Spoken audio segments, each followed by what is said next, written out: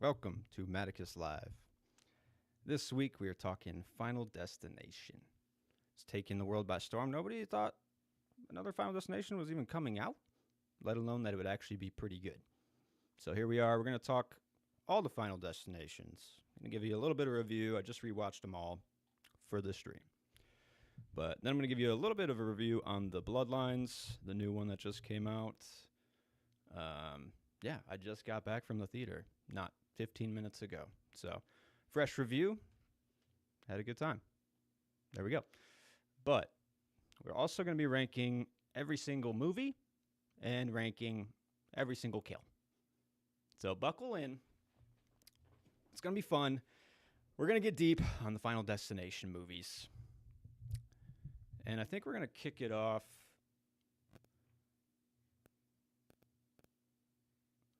with just some rankings, maybe kind of generally talk about the rewatch I just had for the Final Destinations. I guess my history with the Final Destinations. I've seen the first 4 before this watch. First 2, kind of part of my childhood, obviously.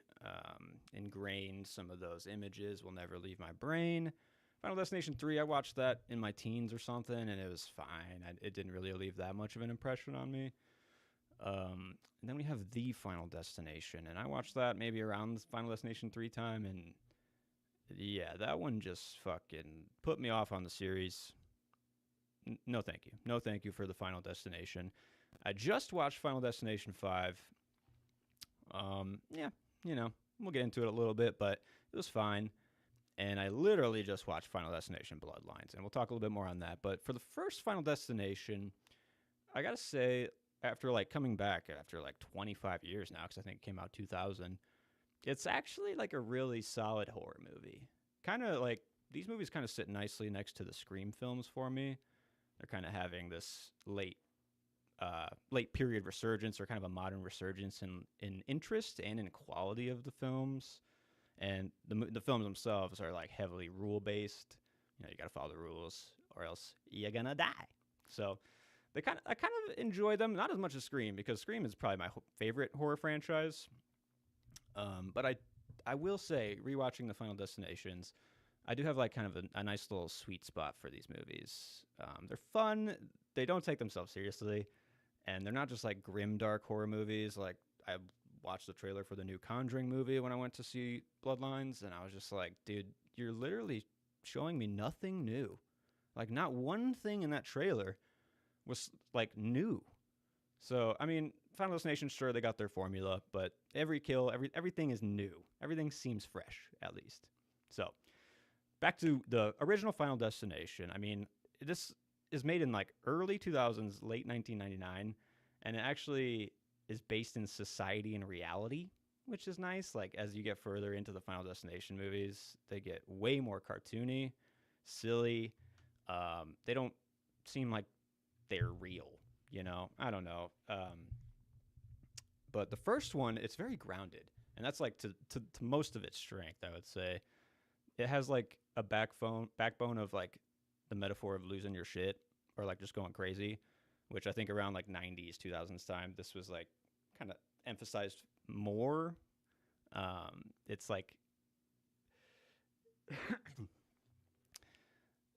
yeah. I just feel like Alex's character is a believable crazy, and he's actually going through what a person is they're people aren't believing him. They don't believe that death is chasing him. But in the first film, it actually feels like there's a struggle in society of being believed, and if I'm just actually crazy, or if I'm kind of on the outs of society, no one's gonna really listen to me. So that's kind of a nice struggle in the first film, and you basically lose that in the next ones. I think the first one, not enough kills, really. I mean, it's very limited, very very buckled down, 5 characters maybe. Not enough kills. The kills not even really that creative, but they do stand out, I guess, over the entire oeuvre of the Final Destination films. They're a little more original, obviously, but just I don't know. There's not enough in that film. So I would say that the plane sequence, obviously insane, very huge highlight. But overall, I'm gonna say this is by Letterboxd ratings, by the way. I don't know how everybody else does their ratings, but I'm definitely a Letterboxd boy. And Final Destination, I have that in a solid 3.5. I guess like what I'm struggling with on this watch is like, does a Final Destination movie break 4 stars for me? Because 4 stars is kind of a barrier of quality, obviously, but there's something schlocky about the Final Destinations that you just can't get over. I would say. Maybe it's just like the performances, honestly, because the performances are fucking bad, basically through every movie. Um, the first one, it's not as bad. Like it's like I said, it's a little more grounded. I'd say Bloodlines maybe has the best performances, honestly. But solid 3.5. I did bump it up. I think I had it at 3 before this, but it's just more of an original horror movie. It takes itself pretty seriously in this one, but still has fun. Yeah, redeeming qualities, I would say. And if you're like curious about some of my other like horror ratings, Talk to Me was one of the more recent ones I watched. Have that at 4 stars. I think that's a really solid modern horror movie. Have X at 4.5. Nope's 4.5. Those are definitely like elevated in the messaging and the quality of the film, the filmmaking. Those are just leagues above. Final Destination, it's cheesy, man, and it knows it. So it's a 3.5.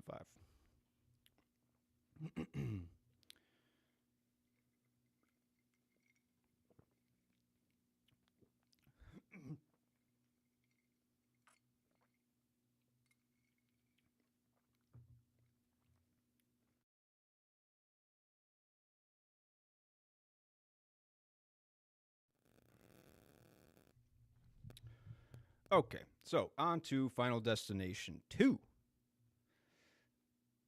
So this is where the schlockiness, like you do feel the dial get turned up a bit, which compared to like the groundedness of the first film, it doesn't feel great. I would say when you go into watching the first or the second film. Sorry. Um, the characters in the first, like Alex, is a really solid character to have in the first as the backbone. He really does kind of carry that movie.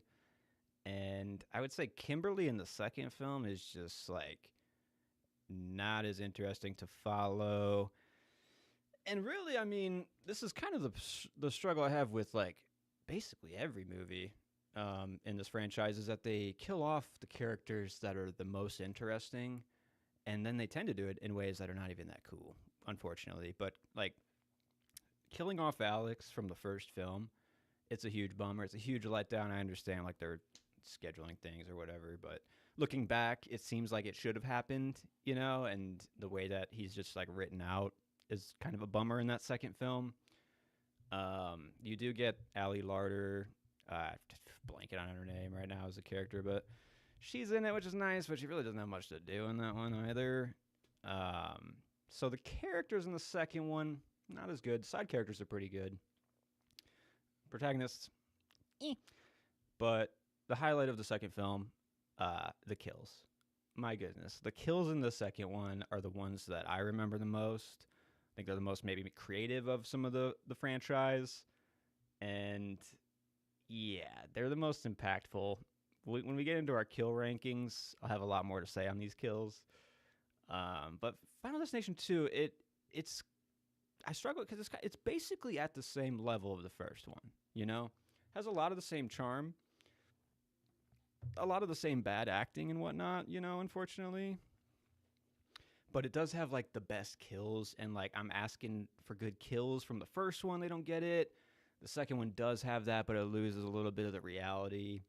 So I'm putting them both at 3.5 right now. I do think that that Final Destination 2 is maybe the better of the two, so I'll bump it over here. But it's still, it's a solid 3.5. I do like in the second also. They introduce some more like lore. I really like that the people are linked to the first film, so they're doing some work with like as a sequel. I mean, Ali Larder's character obviously there to just kind of explain shit for them. But kind of cheesy. I will also like we'll get to the Tony Todd of it all. He's electric in Final Destination 2 in his appearance. my goodness. Just like the look, what he's fucking doing. He's pulling out rings and shit out of dead bodies, just like giving them the eye. I don't know. He's great in Final Destination 2. I think that's maybe like the last time he kind of gets like a real shine, except for Bloodlines. We'll get to that. But 3.5 for Final Destination 2. And here, unfortunately, is where we start to take kind of like a dip, a pretty big dip, I'd say. Final Destination 3, yeah. I mean, we get Mary Elizabeth Winstead as our protagonist, so it is kind of a step up from the last film.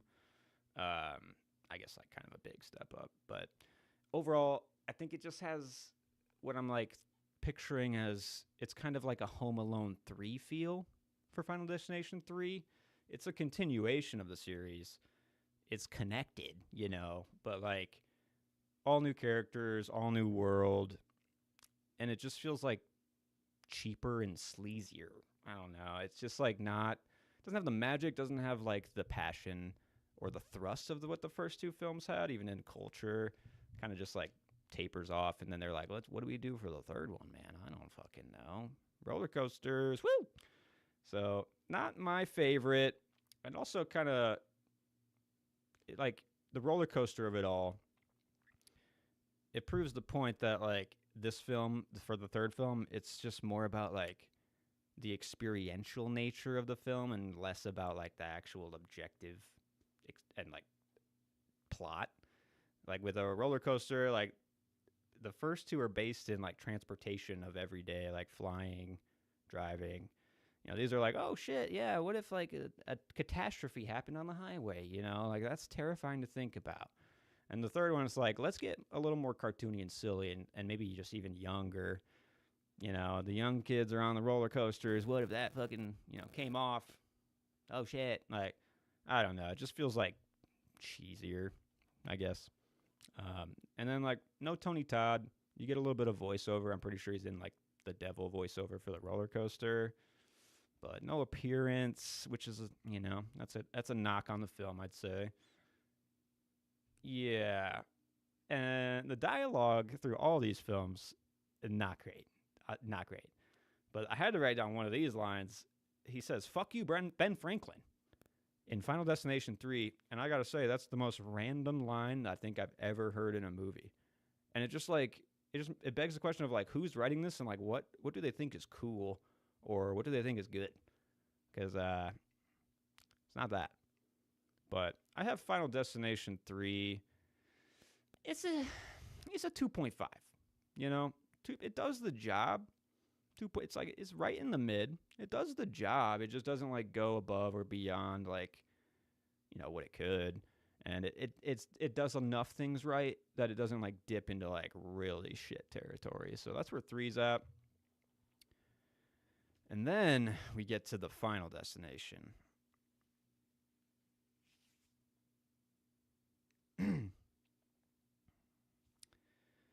Yeah, this is the worst in the franchise, for sure. Steep drop off. Like, pushed off a cliff. Like, we don't give a shit about this franchise anymore. It's shocking to watch the Final Destination, I'd say.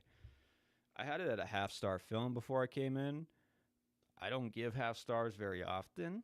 And I was like, you know what? I haven't watched this in fucking 10 years. Maybe it's like not as bad. And I was just like a hater back in the day. Maybe I'll bump it up to like a 1 or a 1.5, you know, generously. And I got through the film again, rewatched it. And I was like, that's a fucking half-star movie, dude. Like, what the fuck? I don't know, man. I can't take any of it seriously. The CGI is like a huge step down. All the kills just feel like shit. They're so lazy. It's just bad. Like, the acting, I mean, obviously it's terrible throughout most of the films, but the acting in this movie is like actual cringe. The dialogue is like actual shit. Like, it's like you should not have written that shit. Like, it's fucking, I don't understand, like, what happened in the, like, process of making this film. Was it just pushed out too fast and they're like, just do another fucking Final Destination, we're doing one more, fuck it, we don't give a shit about it, because that's what it feels like. It's like an hour 22 and it doesn't even have enough to pad that. They have like another premonition sequence at the end that they pull back like 6 times, and I'm just like, dude, what the fuck are you people doing? Uh, so yeah, that's the worst. It's a 0.5. It's a half star. Yeah, it's kind of mind boggling. But I did notice on the rewatch, if you watch this movie, good on you, I guess. But there's like, listen up, because there's like crazy sound effects in this film. Because it makes me think that the audio people knew that they just had a fucking like terrible film on their hands, and they're like, dude, we got to let people know that we know this is a joke. Because I shit you not, there's a scene. Maybe I can find it honestly in this racetrack sequence, which is terrible. Let's see here. Oh, it's gonna be tough to find because it's like a car jetting away on an oil. Oh, there it is. It's right here.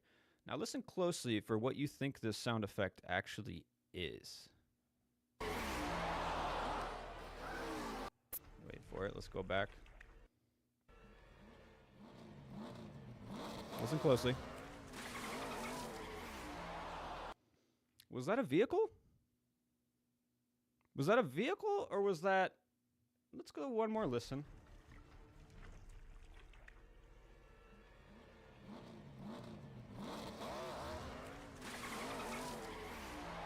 That's a fucking dolphin. It's a dolphin. Like they're just putting this shit in as a joke. Like they know that if you're watching this and you're like have half a brain, you're gonna pick out this shit and you'll be like, what the fuck is going on in this movie? It's that bad? Oh my god, yeah. Holy shit, it is. They have there's another sound effect I urge you to seek out in the film. And it's the clay pot sound effect from fucking like Wet Hot American Summer, that classic like kring, like the crash of the clay pot that they toss in for every crash. That's in the movie. That's in this movie. Like, it's a joke. It's fucking bad. I don't know. Never again, hopefully. Like, I never thought I'd watch it again, but, like, here I am. What am I doing to myself? Okay. Moving on. Final Destination 5. Let's get through this shit. Come on. This is, I watched this one very recently. I think, like, by this time, the Final Destination franchise had destroyed basically all of its goodwill with the Final Destination. And they had to take a 15-year hiatus after this film. So it's kind of just like tacked on at the end, you know, lacking a lot of the soul, lacking a lot of anything that makes the other ones unique or good. And this one is like really stuck in like the grim melodrama. Like there's fun bits. It's got like PJ Byrne and David Koechner in it and shit. But it's just like so fucking flat.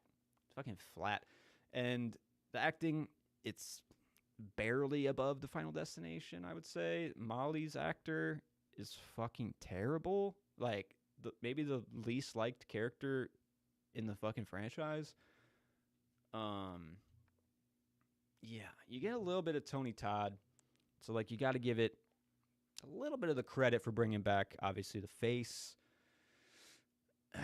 And, I mean, it's like it's a cool twist that it leads in to the original Final Destination movie with the plane. That's like a decently cool twist at the end that I remember people being like, whoa, did you know that this was actually before the original? Like, whoa, no way. So credits to that. Yeah,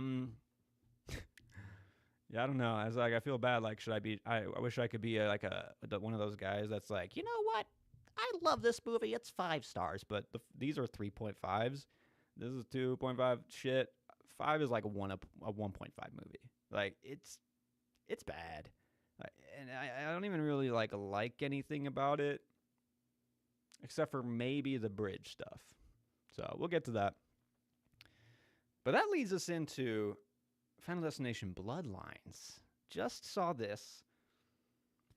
I'm not gonna lie. Maybe 3 weeks ago, I kind of envisioned this to be like a flop. I kind of pictured like people shitting on the movie, being like, oh, fuck, another Final Destination? This fucking sucks. But people are loving it, and I can see why. I think they updated a lot of attitude, which really helped.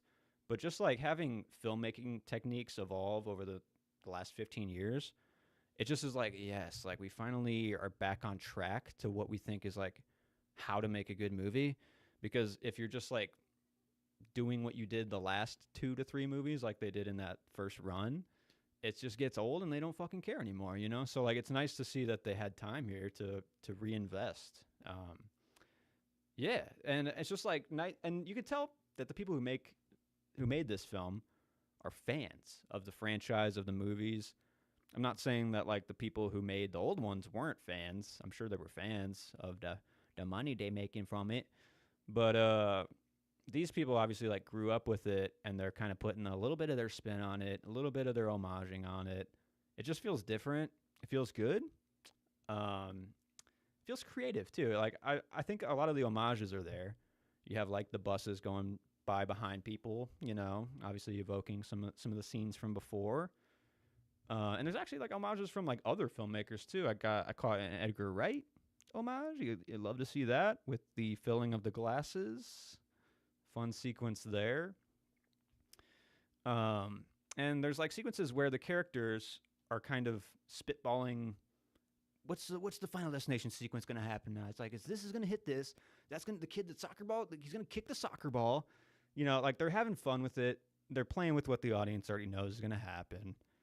But it's not cartoony. You know, they take it seriously when they need to, and it threads that line pretty nicely, I would say.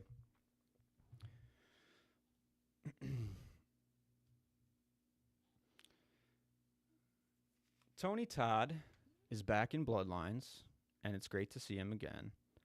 Um, Unfortunately, it's the last performance, but it's nice that they brought his character in and to have his backstory actually fleshed out, which it was nice to see. It didn't feel like a cheap addition.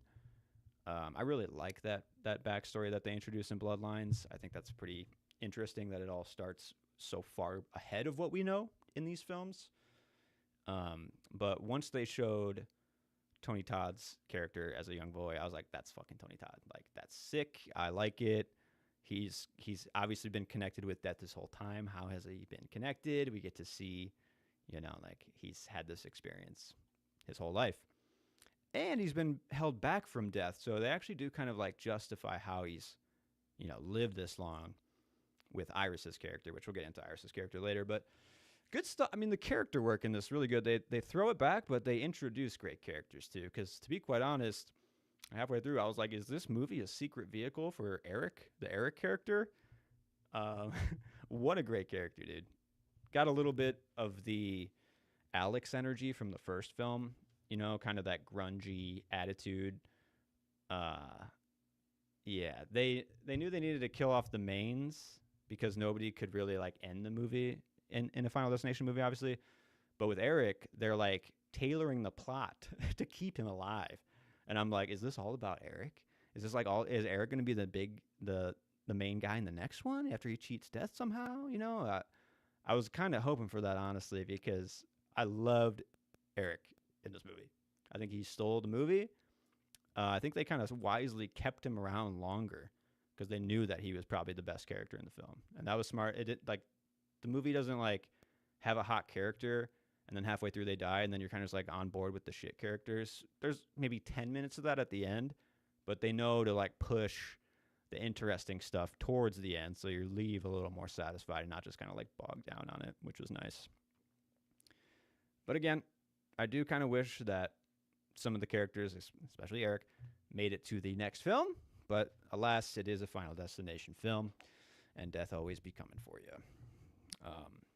That was a huge highlight of the film for me. But I just gotta say, like, I think it really displays what happens when you give your franchise time. You know, it's been like 15 years. The inspiration returns, literally, to like the writers, the filmmakers. Like, it's like, we need to do this again. I'm kind of itching to do it. Not like it's my job to, you know. You feel that, and the interest returns. Like the public, like everybody wants to see another Final Destination movie. Young people who haven't had their Final Destination movie get to have theirs now. Mine was like 1 and 2, even though I was pretty young for that. So to be in the kind of late 2000s where the movies are just not really fucking good, and then like obviously there wasn't any for the 10 years after that, you know, it feels pretty good to have them back. I like the franchise. It's fun shit.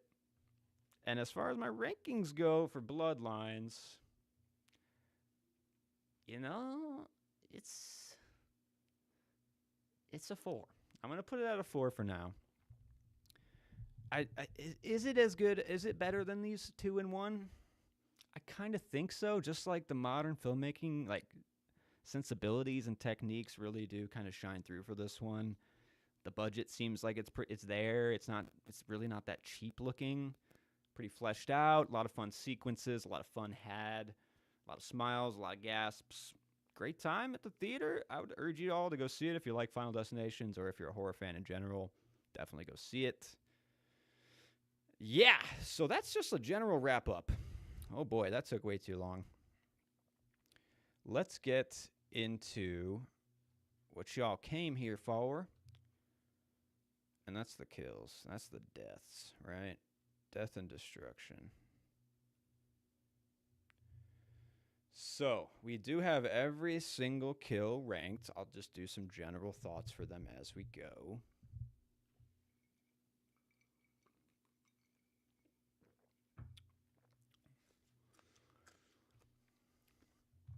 All right. So, what are we judging this on? Obviously, just pure entertainment value at the end of the day.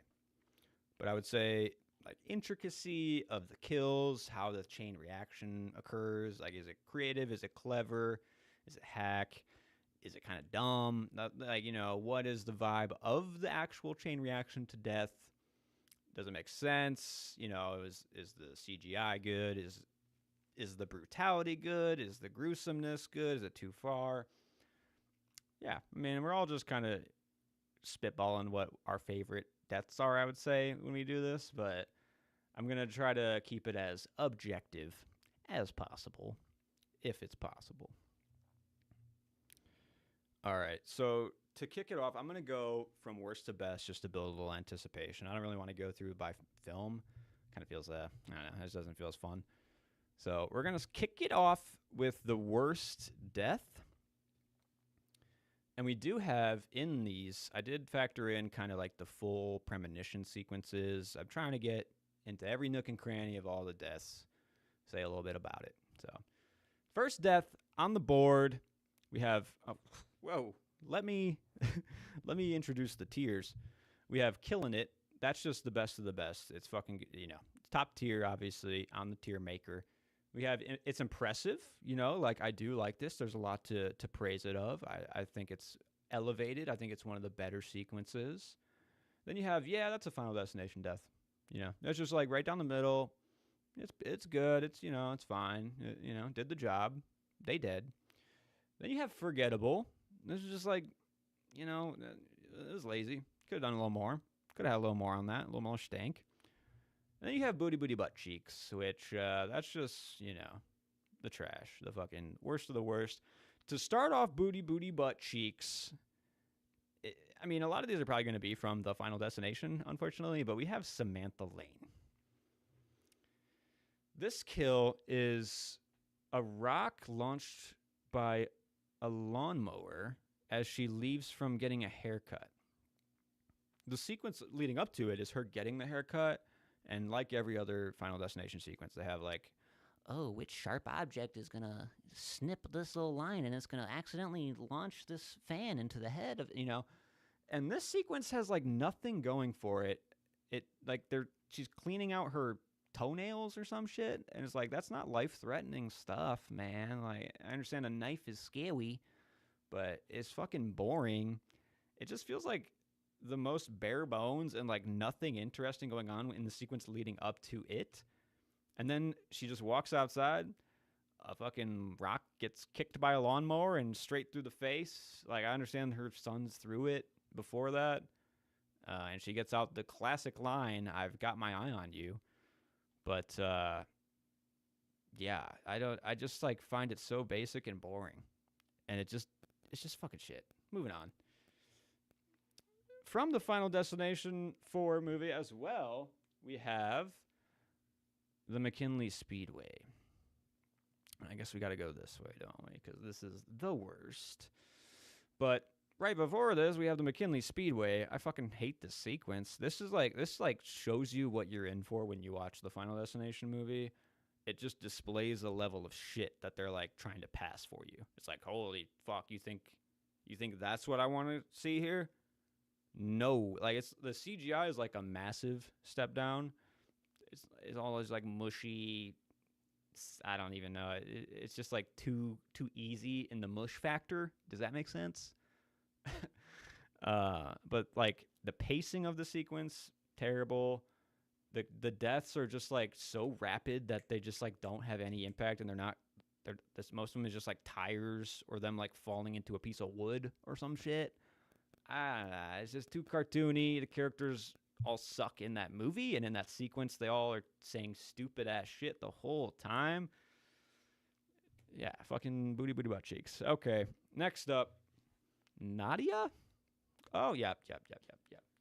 Yep, of course. It's also Final Destination 4. It's Nadia. It's kind of fucking connected with the McKinley Speedway sequence. Like, they make it out, and she's like, what are you guys? It's like, what did you fucking say? It's like, what are you guys fucking doing? And then a tire just comes out of the sky and demolishes half her body.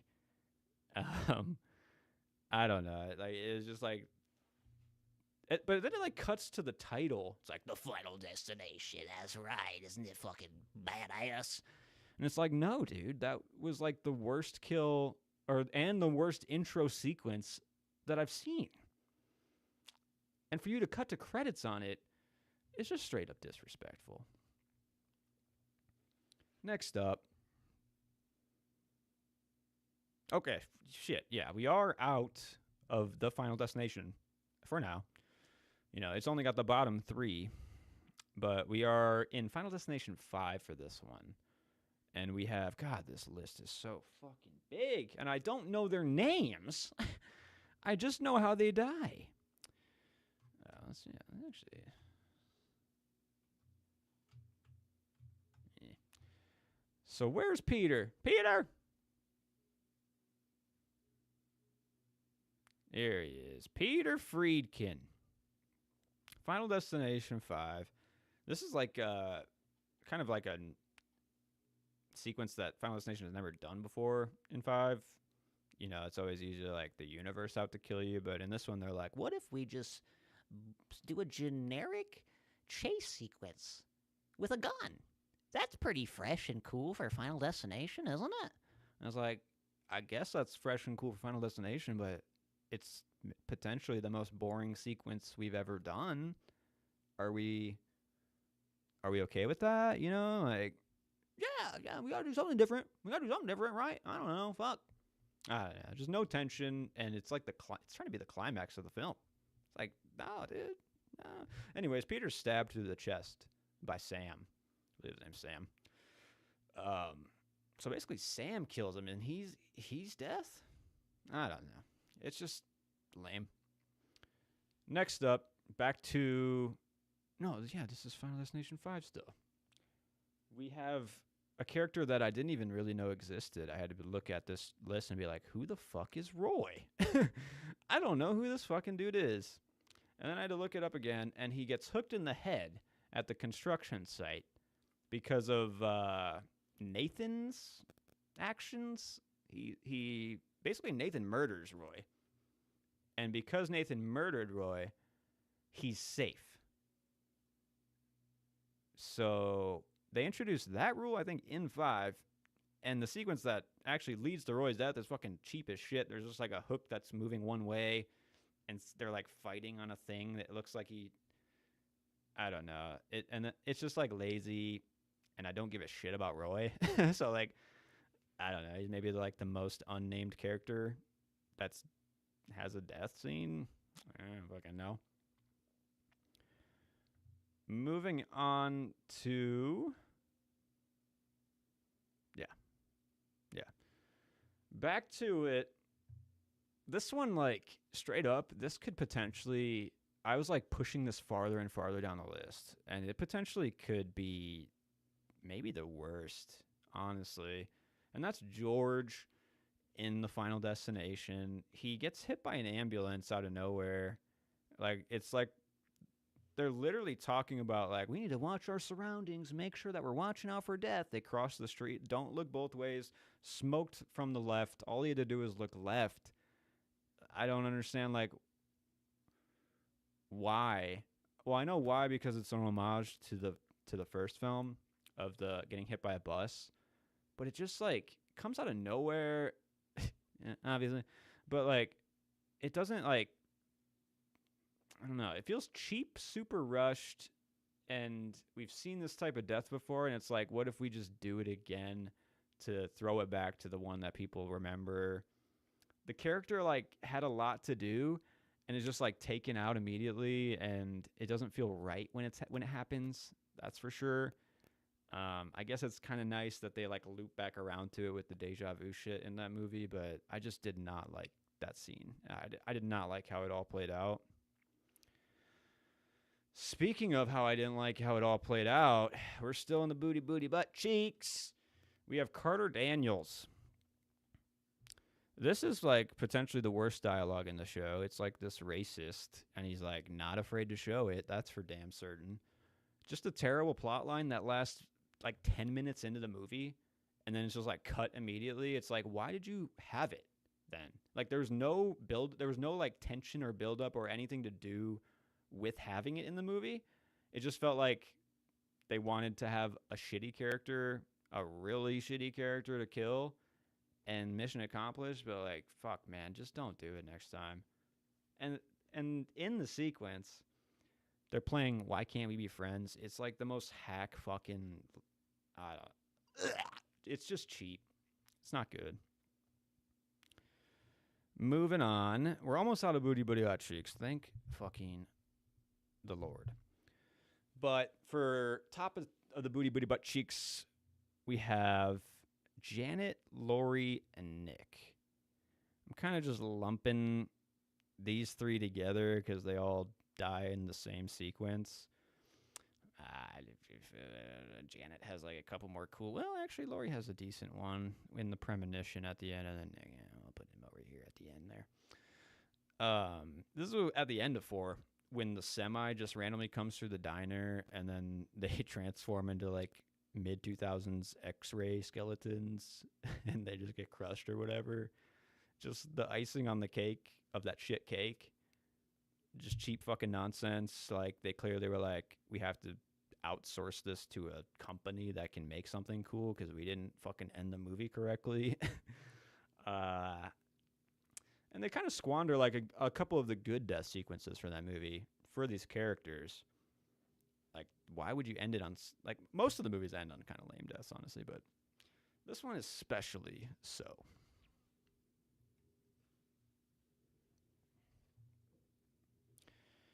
Okay, fucking A, out of booty booty butt cheeks, we are moving into forgettable.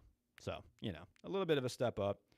And this one is just a fucking straight up injustice to the entire franchise. It's just disrespectful, man. Like, Alex being killed off screen by a falling brick. You never see it. You read it in the paper. What's her nuts? Fucking Clear Rivers. She mentions Alex. It's like, oh yeah, I remember that really important guy. Well, he got hit by a fucking brick. You're not coming into this movie. Get over it. That's the vibe of that death. And it's just like, dude, one, you should have brought him back. And two, the fact that you like hit him with a fucking brick. Come on, man. All right, on screen then, as far as forgettable deaths go, next up we have Dennis, David Koechner. An attempt at being shocking, the wrench just comes like out of the machine and hits him straight in the fucking head, It's just like very sudden, and it's like played as like a joke of like, who's next? Oh shit, it's Dennis! Like, yeah, Rush, not taken seriously. You have David Koechner in the movie, and you gave him like nothing to do. It's just, I don't know, you just need him more. After that, we have Train 81. I don't know, maybe people like this sequence more than I do, but to me, it's just like too much chaos that's happening all the time in this sequence too many fucking sparks. You know what I'm saying? Like, it's too bright, it's too flashy. It's just trying to like blind you and with no substance to actually back it up. I like that we get like the subversion at the end of the Final Destination premonition. It's like, we're not, we just had another, and it's an endless chain of premonitions till we fucking die. That's nice. Like the other main characters on the train, it's all like coalescing in Death's way again. I don't like the physical like visuals of the scene, and I don't like how they die. I think they just get like thrown from the train. I know Mary Elizabeth Winstead's character. She like looks at the train that's coming at her and gets fucking hit, right? Yeah, that's fine. I don't know. I guess I gotta grab these guys, right? I guess Wendy maybe is the best of the three because she gets to like look at the train that's coming directly at her face. Julie, like another one, they had like good kills early on and they just like squandered the potential. They really saved Julie in that movie, and I don't understand why. They could have just killed her off in a good death. But speaking of death, next up we have Sam.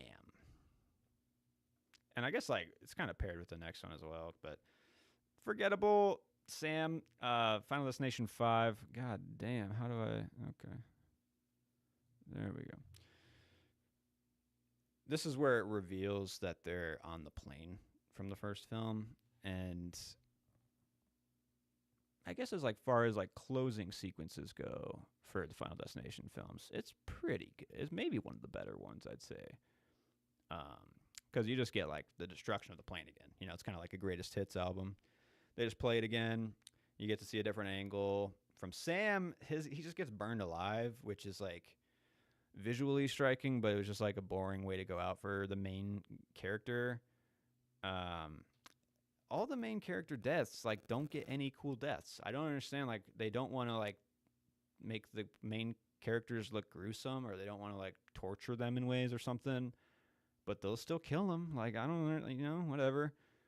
But paired with the next one, that would be Molly. She gets like a little bit cooler of a death because she gets sucked out of the hole in the airplane. It's like a nice link to the first film where you can link the destruction that's happening in the plane. And she just gets fucking cut in half. Another homage to Final Destination. People just getting cut in half.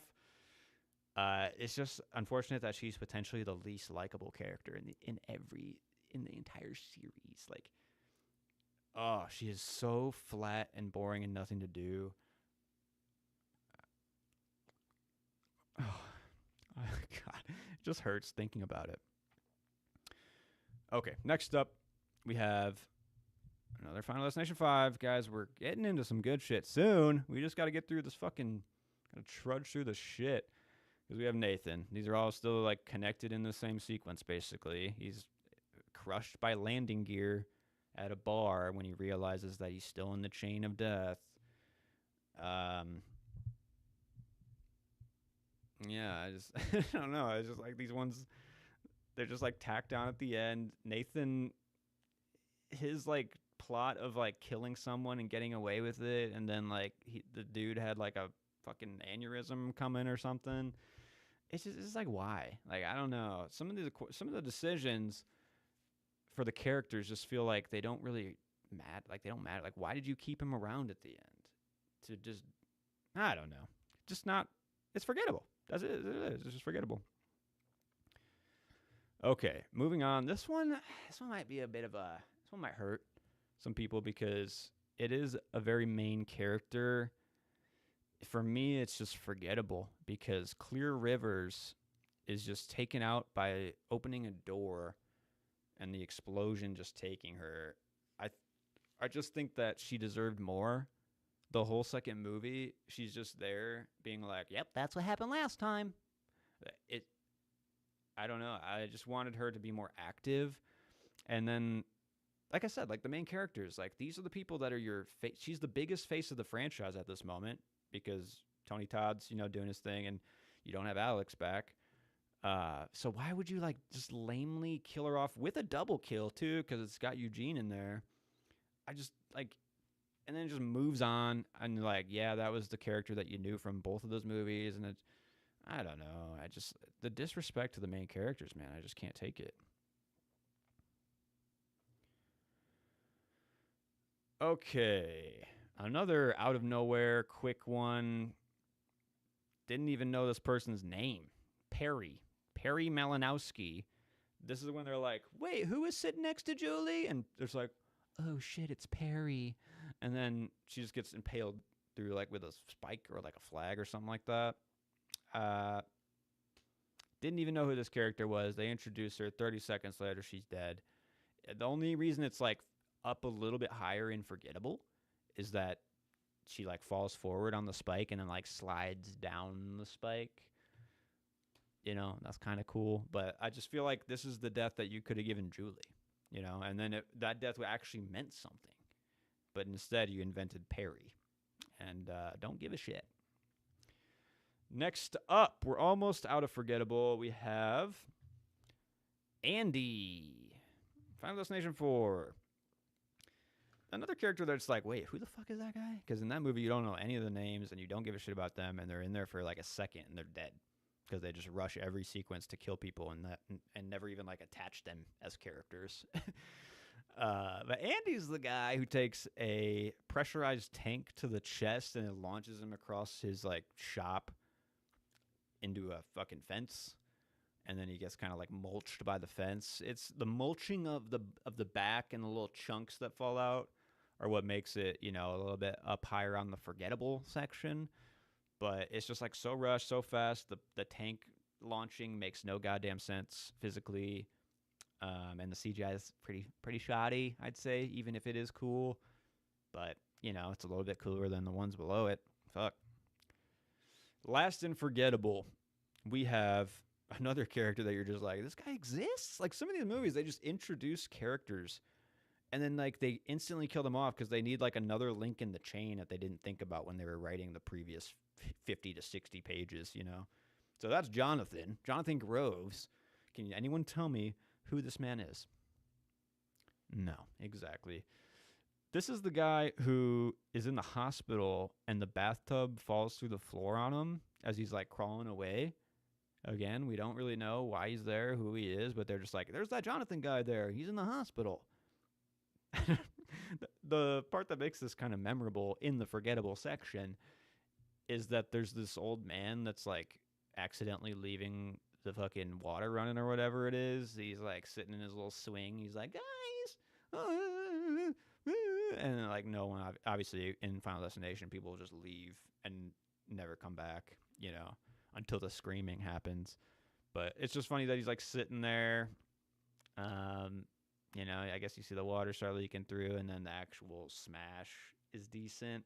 So forgettable, but it is the highest in the forgettable section. Let's go. We're moving up.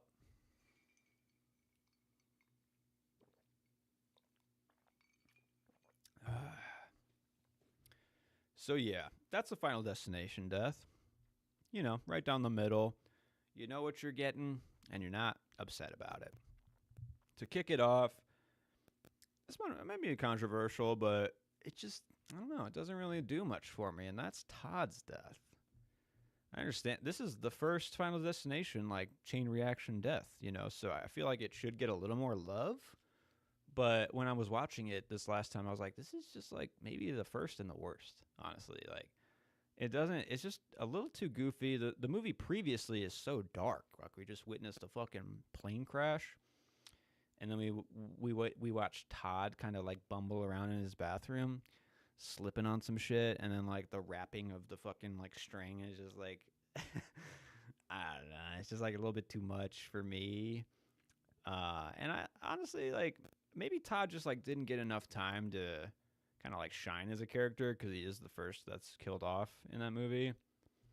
So you know, he is kind of forgettable, but it's a decent Final Destination death, and it is the first, so you got to show it a bit of a love. Next up, we have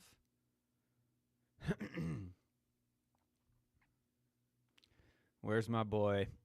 Where's my boy PJ? Isaac Palmer.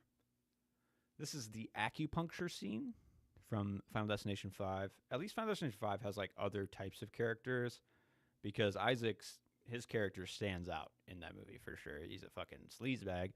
But to the movie's credit is like we watch this man struggle and die and we're kind of fine with it, you know. He carries the comedy, he carries the entertainment.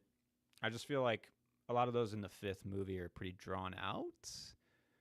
And the acupuncture death, it's like it's silly and it's fun, but at the same time they're kind of like trying to play at some like Saw tactics, you know, with like the needles and like some of the torture devices or whatever. I just feel like 5 and 4, this is when Saw was kind of like picking up in popularity in the franchise. And people were like, oh, that's what good horror is. It's just fucking torture, you know?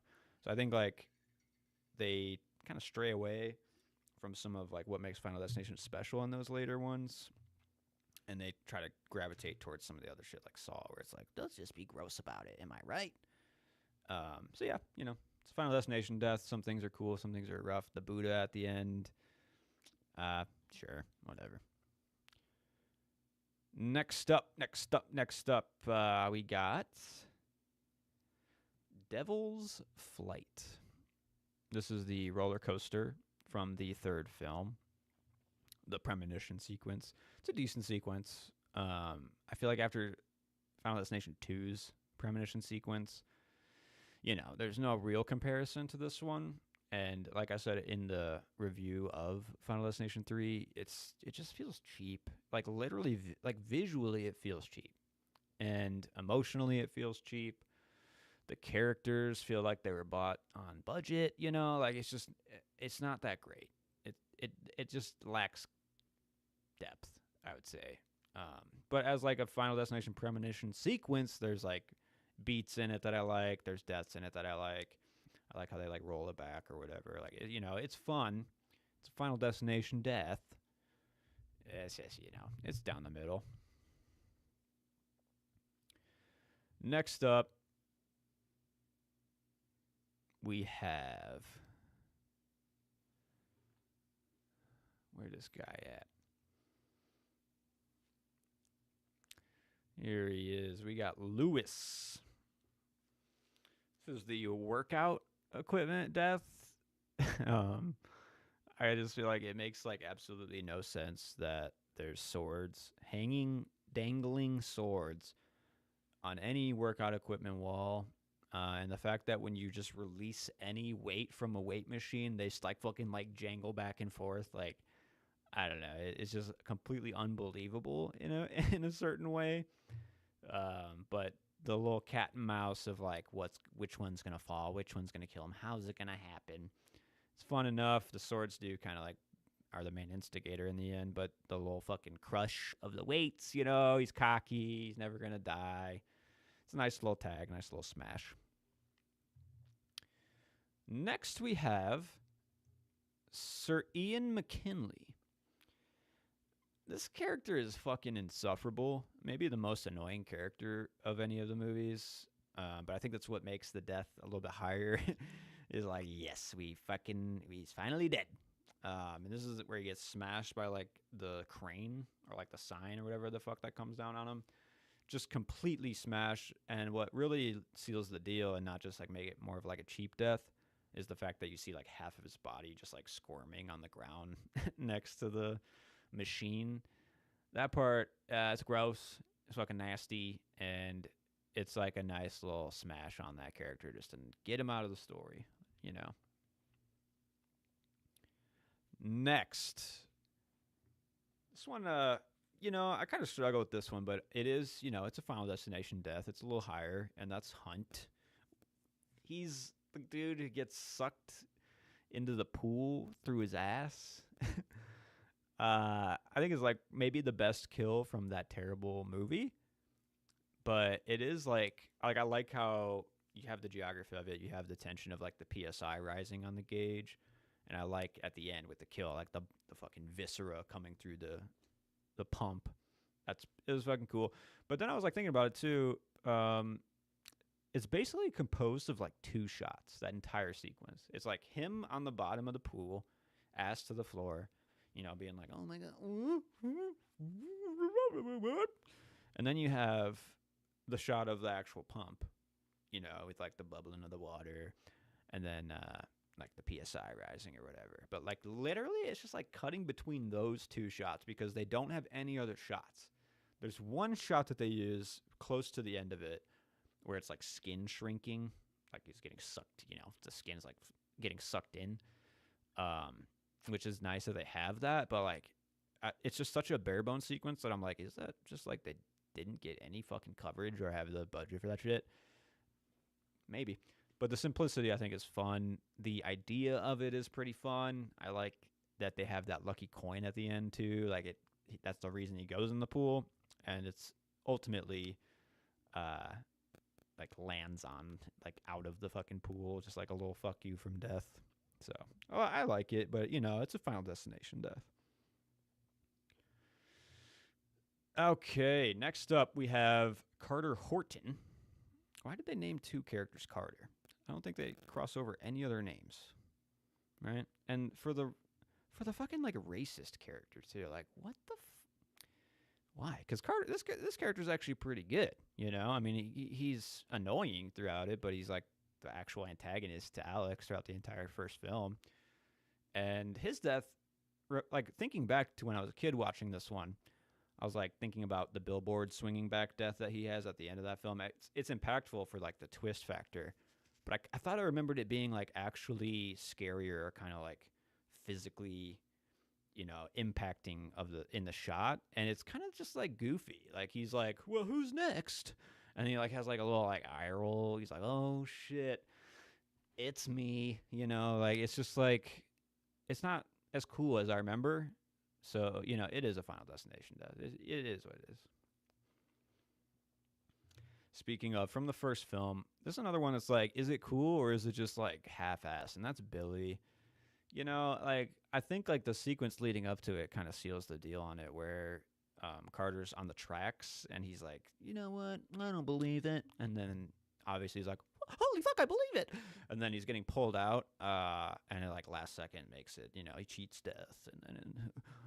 But this is what gets me is like Billy previously for the first hour before this is like a nice guy. He's like, you know what? Oh, shucks. I'm not even a part of their shit, but no, it's fine. But literally right after this happens with Carter, like the car gets hit, he just like flips a switch because the writers need this character to be like somewhat hateable so that when he dies in the next second, you won't feel like he won't cry about him or something, So he just instantly turns into an asshole and he's like, I don't need you. Stay away from me. You're going to die. You're going to die. I'm not going to die. Like, I was just like, what the fuck happened in like the last 10 seconds, Billy? It's just like too jolting, too fast. But the way he actually dies is sick. I mean, there's like that sheet metal. It's a huge subversion of what's going to happen with the train. Because then there's like a piece of metal comes out, flies, just fucking decapitates him immediately, chopped at like this level, which is not really the decapitation level that you always see. So I commend it. I kind of like it, but it is just kind of simple. I can agree with that. Next we have, oh shit, is this the first one from Bloodlines? I think it is actually. Wow, yeah. So all the Bloodlines ones are above this. So just as a quality level, maybe it's just fresh and I like it more right now, but I think they are a little bit better in general. First one we have here is Darlene Campbell. So spoilers, I guess, if you haven't seen Bloodlines, obviously. But Darlene is the mother of Stephanie and Charlie over here. She kind of comes in like halfway through the story and then plays like an important role for the kids. But she gets like kind of a semi-heroic death, which is interesting for the franchise. I liked the burn makeup that she has in that sequence because it kind of is like toying with my brain of like, are these fatal enough? Like, is this going to kill her? Is like, is this what's going to get her? Is like just this, she went through all this trial to like get to her kids and save them. And like, she's actually just going to die through that effort. No, smashed, like that's good. It's nice. It's a little tacked on. A lot of the deaths are like, you get through the main crazy avenue or like all these like different things, and you think you made it out at the end, except for slip, whoop, you're dead. Like something else comes and gets you. So it's playing it on that. Just hit by a motherfucking post. On the other end, like the higher end of it's a Final Destination death.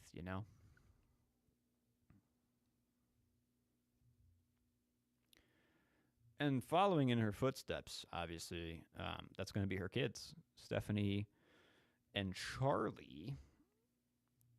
These are the mains, I guess you would say, for Bloodlines. Unfortunately, they're probably the most boring characters in the film. Everyone else around them is shining, I would say, more than they are. And they're Stephanie especially has like the most to do as far as like work goes for like, I gotta introduce all the plot. I gotta like investigate all this shit. I gotta come around on the fact that I believe it and try to get everybody else to believe it. It's like she's pushing everything. So, thankless job for her. Charlie's just kind of there to be like, I'm your brother, don't you remember? So the way that these do die, I mean, like, obviously, it's spoilers again, but at the end of every movie, you think you made it out. You didn't make it out. Death's going to come back around and get you. And that's what happens here. It's like a nice little stinger, good old stinger at the end.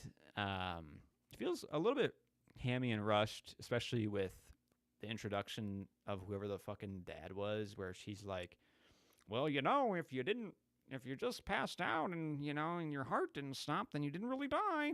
Like, that shit felt really hammy. Didn't like that.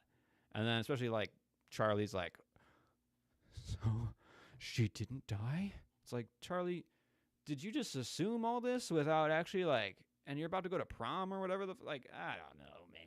It's just too fast and too easy. And then the way that they die, the train's cool. Obviously, I kind of like the bookend from the first image that you see in the film. But then you get kind of just like the straight up homage to Final Destination 2 and like their biggest horror image of the series with the logs, getting them at the end. It's fun. It's a nice little throwback. It put a smile on my face for the end of the film, which was what it was meant to do. It's a Final Destination death, Next up, we have, I didn't even know if I was going to really rate this one, but since we've done them all, we got to do these two. That's the Taggart Theater's Premonition. It doesn't even really like come to be, I don't think. It's literally just a premonition that they revert back and then just like don't do, right? If I'm remembering correctly, I'm trying to block it out. My brain is actively trying to block out this movie, but I'm fighting it. But I actually do kind of like this sequence. I'm not going to lie, from the fourth film. I think this is the most gruesome sequence in the entire franchise, because especially with, I believe it's Lori. Yeah, she's getting like munched into an escalator, and you see everything, dude. I'm telling you, like, it's fucking nasty, and a lot like the movie theater death with the explosion. There's some clever stuff happening in that sequence, and they really dial it up on like the actual fucking visceral, terrifying nature of some of the death. Like, so I mean, I think it's decent. I think they kind of squandered some of those deaths for a premonition fake out that leads you nowhere. And then they have like the cheap fucking semi at the end. Like, I don't know. Like, just commit to the death sequences that you want to do. I don't know. This one's not bad.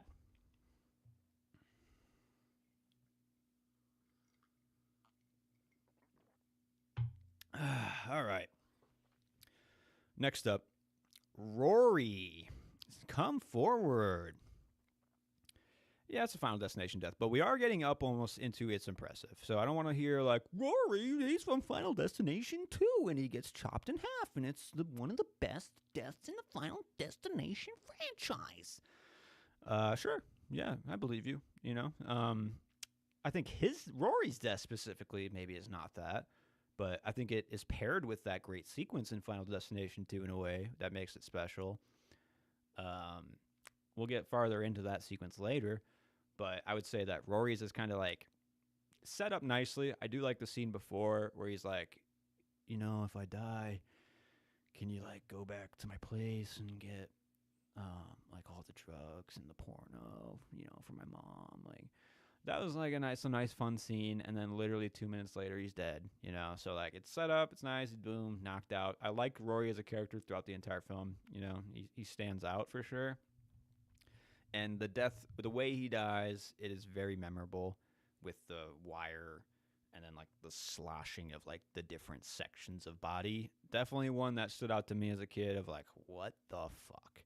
So it's a Final Destination death. I just don't think it it on its own doesn't impress me, if that makes sense. It has to have everything around it to be impressive for that one. All right, two more in the that's a Final Destination death. We have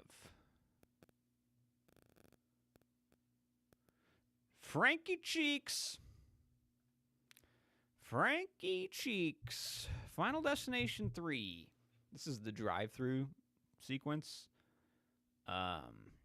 It's like the car's boxed in, You can't get anywhere. The semi's backing up for some reason. We don't know why, and we don't know why it won't stop. I just don't think the series of events that lead up to the death make very much sense to me. Like the geography of it and like the actions. Is it just like literally like a lot of bad drivers in the sequence? Like I really don't think I understood like why a car was barreling over the hill coming at them, why this semi was backing up, why? Like a lot of the questions were just like, what? How did we get here? But by the end of it, you do have a fucking car ram into them and a fucking motor fly through the car into the back of Frankie Cheeks' head and just fucking grind that shit up into a pulp. And you're like, fuck yeah, that's a Final Destination death, All right, and at the top of, that's a Final Destination death, we have Howard Campbell from Bloodlines. This is one I was like, I was impressed. I'm not going to lie. I felt impressed, but as I kind of lingered on it in the last like 30 minutes since watching the movie, I really like the glass and the ice stuff. That stuff was fucking key. I think like not showing what glass it was in at first was really smart, and then they reveal it to you, and then they kind of like amplify it from the reveal, which was a good technique. And they're doing so much in that sequence, like with the rake, with the trampoline, with the grill, like all these, they're doing everything in that sequence. It's really fun. I really liked it. Edge of your seat, first time watch. But then like the death itself, it's like these like, just commit to like a cool death, I'd say, because when you have a button get pushed and a lawnmower go, and then the dude just like slips, and then I don't know, the death itself was kind of lackluster, but everything around that scene was really memorable. So like, yeah, it's a Final Destination death, it might be moving up into the impressive range in the future. Who knows? But what is firmly planted in the impressive range as of right now, let's get into it.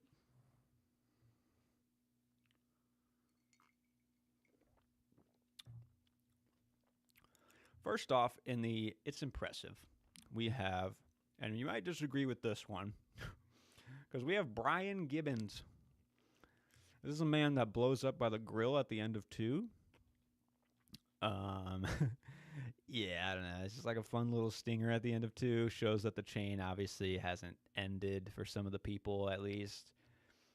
I just think like the explosion of the grill is so massive that it just like makes you laugh. It sends you off in the right like attitude of like, yeah, yeah, that was good. Like the grill fucking like is destroyed. It's like a nuke went, like something military went off in that grill. Like that's what it feels like. And the arm flying on the table, like the end little laugh at the end. I just like it, and it's one that's kind of always stuck out to me as impressive, I guess, at the end of just like, I don't know, shocking. But I did have the question, like, why the fuck are the characters eating there at the end? I might have missed something in 2 where like they know the farm owners or whatever the fuck. But I'm just saying, like, 3 people you knew just died in the field right next to you. And I probably wouldn't be going back there within 6 months or whatever it is to go eat. That's just me. Next up, okay, we're getting into good shit now, though. I had to kind of defend that one. I feel like just because I don't know. That's a personal flavor, I think. But this one now, I think we're getting into like it's hard to argue some of the quality because we have Olivia. This is the best death from. Is it 4? Fuck, man, I'm getting 4 and 5 completely twisted. This is the eye surgery death. I would say like this is another one where it's like pretty reminiscent of Saw. Like they're using a tool to like torture you in a way that is so like directly, painful in a way. Yeah. I also think like some of the image, like the laser itself, fucking terrifying. The way it like cuts into the eye and you're like watching it, like that was fucking great. That's like everything you want. I also like how there's like the Clockwork Orange reference of it all with the eye being opened. I think the performance sells it pretty well. Whoever's playing Olivia, like she's like got the fear like building, correctly. And once the pain happens, obviously it really fucking kicks it up. I like the gripping of the teddy bear, the pulling off of the eye. A lot of good little moments throughout. But I will say, like at the end, again, like she just falls through the glass. I don't know. I think we could have maybe done something a little cooler, but I think it's impressive, like everything up to that point, especially. So it's impressive to me.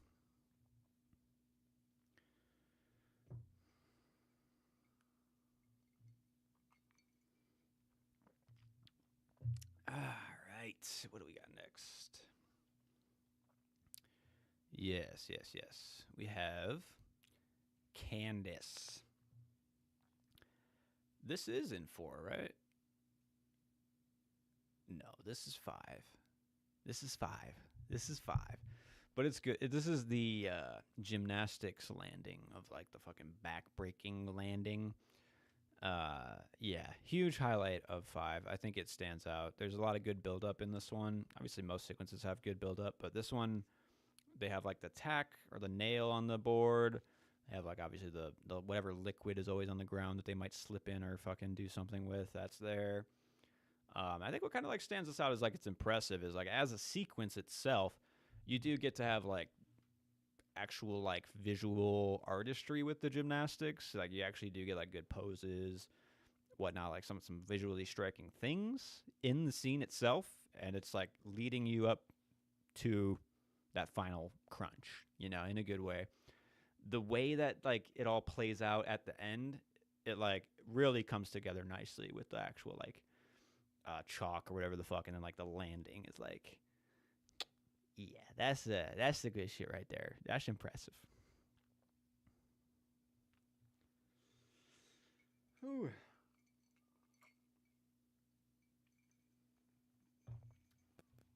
Okay. Next up, after Candace, we have Tim Carpenter.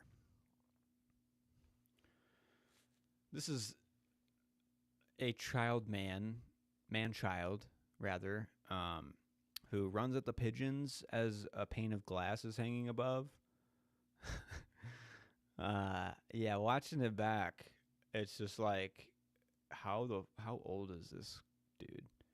Like he walks outside, sees pigeons, immediately decides to run at them as if he's like 5. Yeah, I don't know. I'm giving it shit, but there is an entire sequence that leads up to this with like the dentist and whatnot. It's decently well done. A lot of like tools, a lot of glass, but the actual death of Tim Carpenter is really what like makes this impressive because the pane of glass that falls and the actual like prop dummy that gets like fucking like folded like by the glass. It's fucking disgusting. It's fucking real. That one fucked me up as a kid. Like that one fucked me up. I'm like, I could be little biggie Tim Carpenter just running at some pigeons, and then something's gonna fall on me from above that I probably should have known was there. That could be me. After Tim, we have Julia Campbell from Bloodlines, the newest one. She is thrown into a garbage truck and has an absolutely fucking gruesome death. The most gruesome in that movie, I'd say.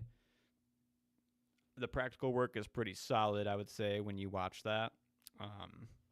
Props to the prop department, for sure. And I think what makes this one impressive, too, is like, we'll get a little bit into what it's homaging, I'd say, with the getting hit by a bus sequence, because that's what this one kind of feels to me like, is like it comes fast and hard out of nowhere. You're looking at one person, you should have been looking at the other person. It's brutal as shit. I think it's what in the fuck is that? No. Yeah, I don't know. I just think it's playing at what the hit by a bus sequence did in the first one well, which is like, we need a quick kill that really packs that fast punch, and this one's a little bit more played out with them chasing the fucking garbage truck, but and at the end it's just like, boom, you're in it. Yeah, you guys are all gonna die. You better start taking it seriously. I like this one. And after this one we have, maybe people think this one isn't as cool as I do, but to me it's like an iconic death in the series. It's impressive, and you can't deny that it played such a central role in some of the deaths going forward. And this is where Terry is just like, what does she say? You can just drop dead. Boom! Like, you can hear the bus when I say that. It's like, the beat that happens directly after that line, and she's just gone. Like, 1 second she's there, 1 second she's gone. Like, that's the suddenness of that scene. On first watch is shocking, and it's still shocking. But I think, like, I wonder, like, because is this the death that sealed the deal for the franchise to, like, go forward? Because obviously Final Destination 2 has the ones that are iconic and everyone really remembers. But Terry getting hit by a bus, that's like, I do think about that when I think about Final Destination, So I think it's impressive. I don't know if it's like killing it territory just because it is so easily done, but I think it deserves the credit, Next we have Aaron. Yeah, this one is in Final Destination 3. I just think the practical effects really make this one stand out as it's impressive. I think they have the best practical effects of any in the franchise in this. And that's where she's getting nailed through the head into her hand. Like, some of it looks fucking amazing. Like, I think that they just had like a nice prosthetic for this, because it's not too difficult to do with when you have the hand there, especially too. But just the fucking raw realism that I felt in this death, it's fucking silly as shit leading up with all the whatever the fuck box store shit that's just like falling off of shelves or whatever. But when the death actually happens, I'm like, that's fucking nuts, dude. That's impressive. So next, another from Bloodlines. We have Iris Campbell. This is a very cool character. I really liked this character being introduced in Bloodlines. I really liked the lore that this character brought with her. That goes back like 50 years before what we know from the lore. I think the way she dies in the film, too, it's kind of like a nice little twist on she's using the premonition to prove the death for somebody, which no one embraces the death that way, I'd say. So I think she has like a nice niche as far as like a different type of death in the franchise. The pipe through the face, obviously the way she dies, it's ugly as fuck. It's good. I don't understand why people have pressurized tanks everywhere. Don't get it.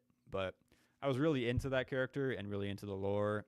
I kind of feel like it's a misstep getting rid of the character, but it also instigates the entire plot of Bloodlines. So I can't really fault it, but I do really like this character, and I like the death that she has. So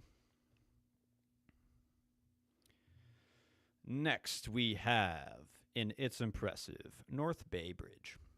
Yeah, I mean this is the redeeming quality of 5. Like everything about it is fucking bad except for this opening premonition sequence. It's actually impressive. I mean, there's one shot in particular that I think it. I think that's like maybe the only reason I put this in here. Let me try to find it real quick. And it's just it's the bridge. Let me mute that. It's just the actual wide shot of the bridge like collapsing and all the wires snapping off of it and whatnot. Let's get this over here before he's being interrogated. Yeah, let me pull this up here. This one right here. They just like pull off to the right here on a wide, and they like smartly just let it fucking play. This isn't even the shot I'm looking at. Is this it? No.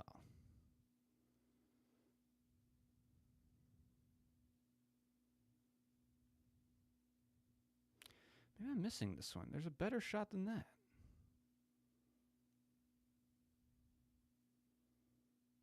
I swear.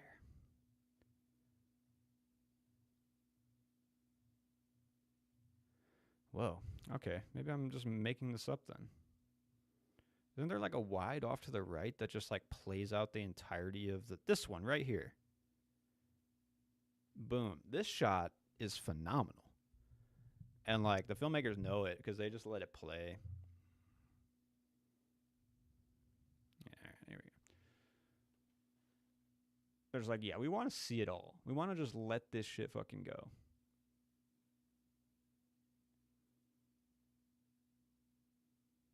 Yeah. I mean, that shot alone is impressive, like, so I have to give it its credit. It's a good sequence. Speaking of another good sequence, premonition sequence, we have Skyview Tower in Bloodlines. A really cool sequence, great introduction back to the franchise, and just like got its own flavor and vibe, in like a fun way.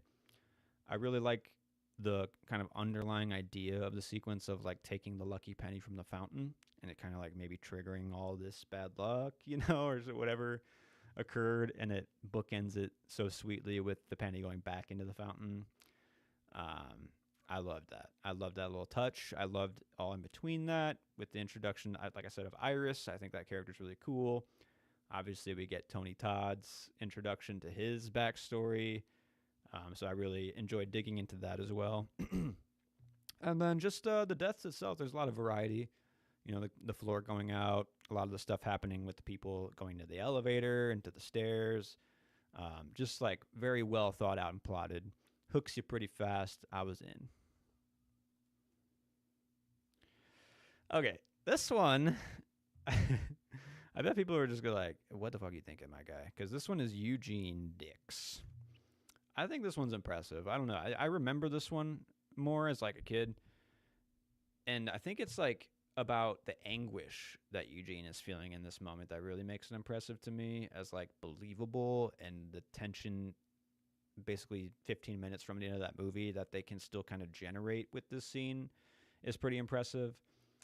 Just like the way that the medical equipment is just like rolling away as things are getting disconnected. Obviously there's gonna be some liquid that's like shooting out of something. I really liked the tension of just like the simple medical devices, and I think the actor who plays Eugene just kind of fucking kills it. Honestly, he really sells that scene. And the scene also has like really nice cross-cutting between like the birth sequence, so we're at like a different level in each scene, and we're kind of keeping that going between this sequence and that sequence. So this one really did always stick with me. I think maybe the hospital sequence, like the hospital setting, actually makes it a little bit more terrifying in general as well. Next, we have Bobby Campbell from Bloodlines. This is kind of a twofer. I'm going to go into the other part of this death later, though, because I have some other things to say about it. But Bobby Campbell's death, I think it's very impressive, and it's getting right up into the killing it for me. I think the peanut butter cup scene that happens, like to lead into this scene, really smart. It's kind of terrifying in like its own way. There's no sharp instruments or pointy objects, in the scene up to that point, and it's still kind of like fucking weird and gross and scary with what the brothers are doing or what the idea is and how they're managing it. But then obviously the sharp instruments, they do show up, and when they do show up, it's fucking impressive. The corkscrew going through his head, that was the only moment watching the film where I had like the audible, like, ooh, that one fucking got me. Just like the way it's getting magnetized I fucking love that one. I love that. I love the little way he falls after it like drilled what it needed to. Yeah, very impressive. Man, we are getting up here into good shit now. That feels good.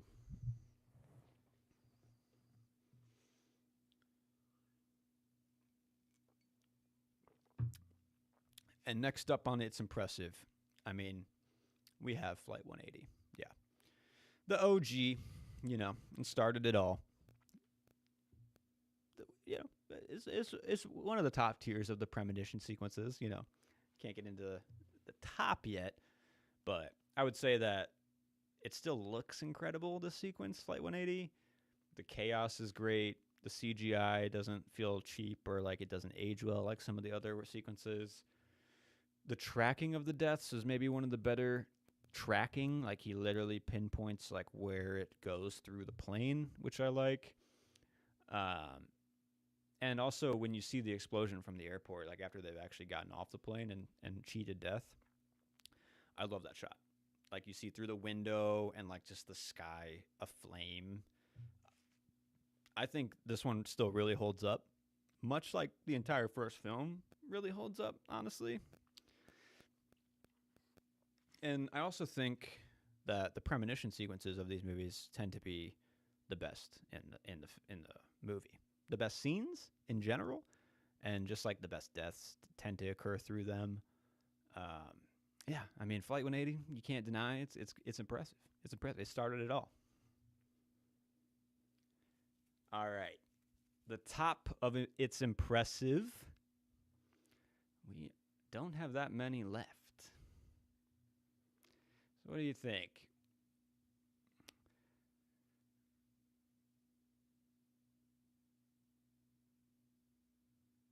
Yeah. Okay. So this one was tough.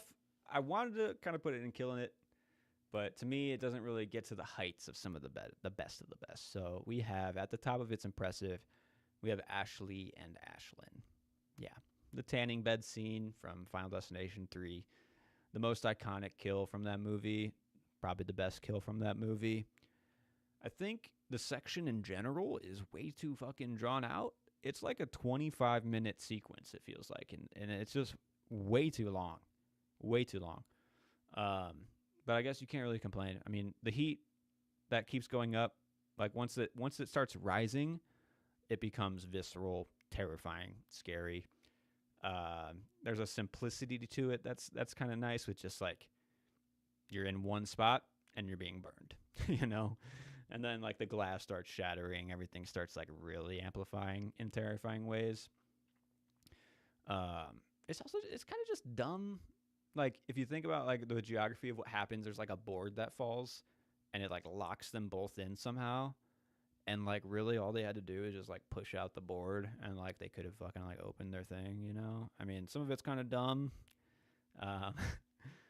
But it has a fun match cut too, from the tanning beds to the coffins in the next scene. I really love that match cut. I think it's pretty smart. And there's titties. So, yeah. All right. Now we are at the top of the top, the Killing It. It's fucking Killing It. First up for Killing It, we have Nora Carpenter. Yep. This is probably the one that people talk about the most, I think, like the elevator death, the head getting stuck in the elevator, iconic. To me, it's killing it just on far like visceral, terrifying, fear level.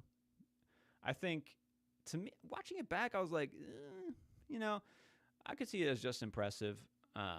There's like a weird dude with hooks that's kind of just instigating the whole kill. He's like smelling her, doing weird shit. I don't really understand like why this person, like, he's responsible for basically the whole death in a way that kind of cheapens the death. But over like when it kicks in, they like call about the hooks, and it's kind of like playing on like all these things like revolving at the same time. And then obviously, fucking stuck in the ding ding, and then like the I don't want to die, fucking terrifying. I don't want to hear that. But then Eugene sells it again, like when he's got the head in the elevator, and he's like over into the side in the corner, dude. He sells. He's the best actor in that movie, and he fucking does it. Low-key MVP, I'd say, honestly. Next up, we have Valerie from the OG. This one feels like the pinnacle of like chain reaction death for me in Final Destination. This is like the computer. She's got like a vodka glass that cracks, and then it like leaks on the computer. Computer explodes. Fucking, she's like dancing around in the fucking apartment or whatever, avoiding thing, grabs the towel knife thingy, and then the knife just goes like straight into her chest. I don't know. Maybe it's too silly like Todd's a bit, but this one just kind of worked more for me. And it's also like grounded in realism with Alex comes in and then he like grabs the knife out of the chest. Like, why would you do this first? But like it makes it so he's still on the run from like the cops, and it's like, is he just a psychopath killing people, or is this actually death? It plays it well in the way it's executed outside of the death afterward too. Okay, 4 remaining. God. And number 4, it is Eric from Bloodlines. I've already talked a little bit about Eric. I think he's the best thing about Bloodlines. And he has several great scenes because, like, originally he has a scene, a Final Destination-esque death scene, and they just pull the rug out and they're like, yeah, he's actually not even on the list, basically, for some of the twists that they have in that. So really, the tattoo scene, I fucking love that scene. I think, like, the switch from the hardcore music to the emotional music, really smart. And then the playful, like, nose ring shit, like the magician, like, getting caught with the rings, type of vibe. Getting, like, pulled up by the nose ring. He's like straddling fire over desks and shit. I fucking love that sequence. And then he gets out of it, and I'm like, thank you, because I want this man in the rest of the movie. It's just weird that, like, that sequence, like, death is not chasing him at all. That's just like, that's a confluence of events, I guess, for that one. But then you mess with death, weird shit happens or whatever it was. So, like, he does get his actual death scene, and I think this is actually still, like, it's killing it. It's top tier. We have the MRI machine that's going into overdrive, just pulling shit in. He's got piercings everywhere. So, like, it starts to come out of his ears. Then you see the nipples come out. Fucking nose comes out. And then, of course, he's got the dick piercing, too. And you see, like, you feel the pain. You see what's going on. And then he gets sucked into the machine. I like how there's obviously skull imagery throughout the entire franchise, which is fun to kind of, like, pick out, where they're putting it. But he's got a skull tattoo on his belly. And, like, the way that the bars are getting pushed, like, through his fucking stomach, through the skull, mouth, and face. Like, everything about that sequence was fantastic. I loved it. I think it's really smart. I think it's really fun. I was just so sad that they actually killed Eric off. I was like, damn it. No. I thought he was about to make it, dude. That doesn't even want him. But like I said, I like that they introduced that new rule that if you fuck with death, even if you're not on death's list, it don't like that. It might still find a way to get you. All right, final three. Final three. We have cat. Yep. Yeah. This is the kill that fucked me up as a kid. 100%. This is the most memorable kill of Final Destination, in my opinion. No? You guys agree? Disagree?